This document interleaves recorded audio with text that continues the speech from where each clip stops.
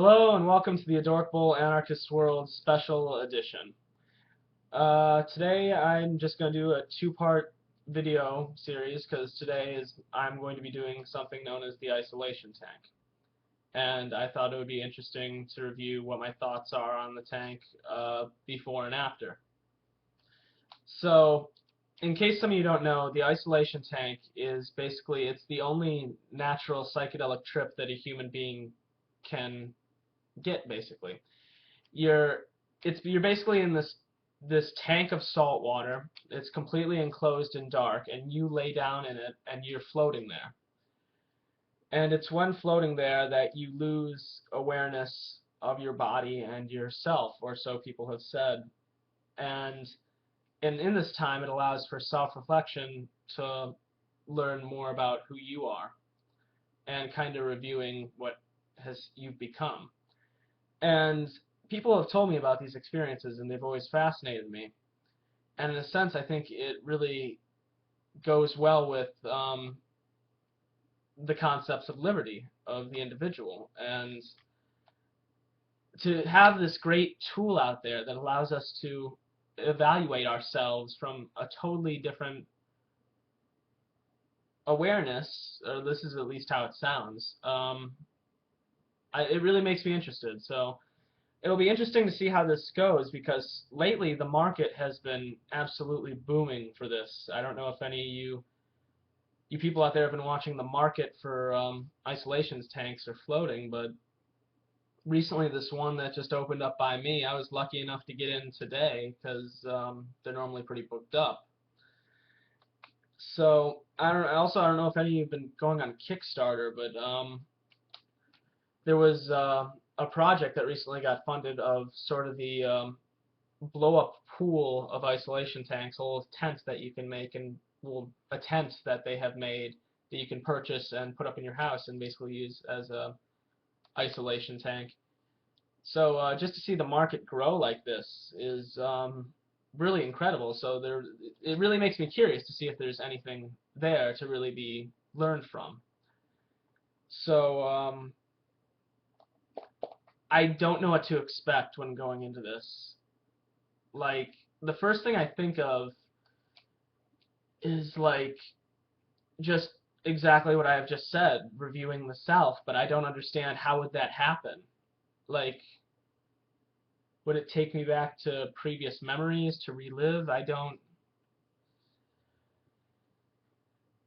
know what to expect. I really honestly do not. Like, for a long time I've been wanting to do this. I was going to do it last summer, but then I ended up using the money that I could have done to do this to go to Sweden instead. But now that I'm actually able to do this, I do not know what to expect. Like, I've listened to all the Joe Rogan videos, I've seen the Vice documentaries, and yet I cannot imagine what it's like to be in this. Now, and I do want to recognize too that this is only my first time, so might not get out that much out of this because it's only my first time. And as they've all explained, the first time doing it is kind of like peeling back layers on an onion. You're not going to get very deep. So whatever I find from this this first float, this first isolation tank experience, if I could take anything out of it, I just want what can I get out of this? Because what can you say that you want from that you don't understand? Well, I guess I want to at least have the sense that I can reevaluate myself and look deeper into the universe around me.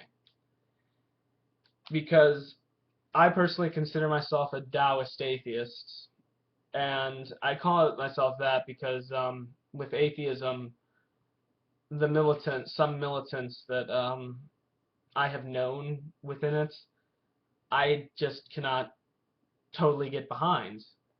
And for Taoism, I do quite enjoy the works of Alan Watts and, of course, Tao Te Ching, which is an anarchist classic, if you ask me. It's actually very good. And one thing that I do learn from the Taoist perspective is that time doesn't actually exist. No matter what, we're always living in the now, in this moment. The future is but a concept because it's never happened, and the past, in a sense, is a concept as well because it's already happened, which leaves the story of what happened open to be changed. We always just exist in this now, and if anything, I would just like to learn something about that. Well, this is a part one to see like what I can think about this, but I really don't know what else to say. So I guess I'll be uploading the part two after all this is done, and hopefully I'll be able to have a hell of a lot to say about this experience.